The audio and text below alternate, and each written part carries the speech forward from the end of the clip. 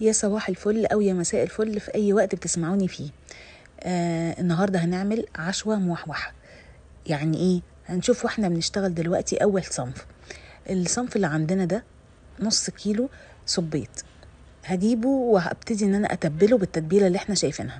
عبارة عن ليمون وكمون ونعناع ومعلقة بهارات سمك بنجيبها من عند العطار عادي. ببتدي بعد كده أقلب ده كله مع ممكن اضيف نص معلقه هريسه في الاول وممكن ما اضيفش، واديله طبقه دقيق، وممكن بعد الطبقه دي انزل تاني في التتبيله وارجع تاني اديله طبقه دقيق تاني. هيديني طبعا شكل وطعم، هيبقى اكتر كريسبي. طيب بعد ما ادينا له الطبقتين احمر على طول في زيت غزير، طبعا ياخد الوش الاول والتاني يطلع كريسبي وجميل. هبتدي ان انا اصفيه واحطه على، طبعا يبرد شويه على الترابيزه عندي لغايه ما اعمل الصنف التاني بتاعي. طيب المفروض ان انا هقدم النهارده بشكل مختلف. هجيب بقى الخضره بتاعتي، جرجير، فلفل، كابوتشا، هعمل سلطاتي اللي هي الطحينه والبابا غنوج، وهوضب كل الحاجات دي. طيب اشمعنى المره دي اللي هنعمل كده؟ هنعمل المره دي اكله مختلفه وتقديمه مختلفه. مش هنقدم لاولادنا دايما الحاجه جنبها الرز جنبها لا، عايزين نغير ونبتكر، بالذات في يوم مختلف زي يوم مثلا رأس السنة، يوم أعياد ميلاد، يوم حاجات زي كده. هجيب العيش البلدي بتاعي وزي ما احنا شايفين هيكون طازة وفريش. هبتدي ان انا اعمله بالشكل اللي الولاد بياكلوه بره. شايفين الشكل القارب ده؟ دايما اي حد من ولادنا بيحبوا ياكلوا السندوتشات دي بره.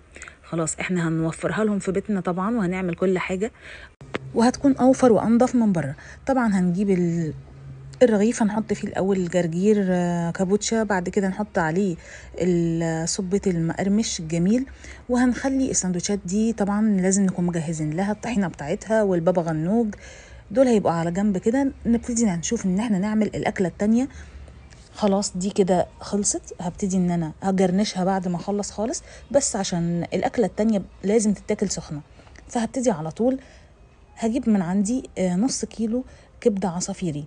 طبعا لو مش موجودة متقطعة جاهزة من عند الجزار، انتي سهل قوي تقطعيها. بعد كده هتجيبي طاسة على طول او صينية زي ما بيعملوها كده بره قدام الولاد طبعا، وتبقى يقفوا معاكي برضو في المطبخ ويفرحوا. هتجيبي معلقة توم كبيرة مفرومة وهتشوحيها في قلب معلقة السمنة. ممكن نضيف على معلقة السمنة معلقة زيت عشان برضو تدي اللمعة الحلوة للكبدة. وهنزل الأول بالفلفل الأسمر نص معلقة، وطبعا معلقة بهارات، وهننزل بمعلقة كزبرة مطحونة ناشفة. كل ده بنبتدي ان احنا نشوحه مع التومة، هيديني ريحة حلوة جدا. يعني لازم البهارات الأول مع الفلفل مع الكزبرة الناشفة اللي قلنا عليها تطقطق كده مع السمنة ومع التومة. ابتدي ان انا الاقي التومه دخلت خلاص انها تصفر، ابتدي اضيف على طول الكبده. شايفين احنا الكبده طبعا طازه وجميله، ما بنغسلش كبده يا جماعه. لو عايزين ان احنا حتى حاسين ان ريحتها مش قد كده، لو متضايقين هنغسلها بمعلقتين 3 خل ونصفي الخل نرميه على طول.